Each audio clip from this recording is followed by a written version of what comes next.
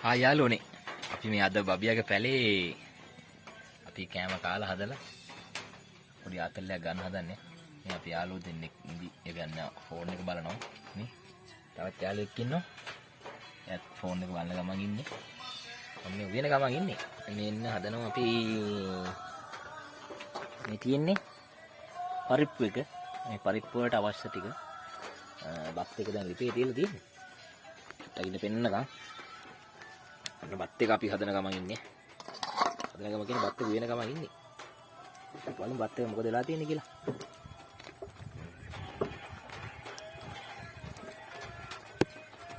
දැන් අපි බත් එක කූරු ගාන ගමන් ඉන්නේ. සාමාන්‍ය තත්ත්වයට ඇවිල්ලා තියෙන බත් එක. බලමු. අද බබියාගේ පැලේ අපි කන්නේ මොනවද? පරිප්පුයි බතුයි. බලමු.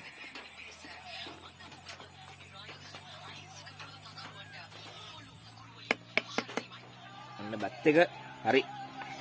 බත් එක හරි. අපි ඊළඟට ලෑස්ති වෙන්නේ පරිප්පු එක හදන්න. මොනවද? පරිප්පු එක පොඩ්ඩක් බලමු අපි පරිප්පු එක දැන් මොකද වෙලා තියෙන්නේ කියලා. අපි ඔන්න පරිප්පු එක දැන් ලුණු සුදු ලුණු ඔක්කොම හාල් මැස්සෝ අර මේ ඔක්කොම දාලා තින්නේ. මේ තියෙන ලුණු ටික මෙන්න පොල් තෙල් එක ඒ ටික දාලා මිත්‍රි ආලු ටික එක ෆන්ක්ෂන් වල ඉන්නේ. සලා ඉන්නවා. උසප් ඉන්නවා මෙතන. රයිට්. අපි යන ඊළඟට බත් එක හදලා ඉවරලා ගන්න හොඳේ. ජය වේවා.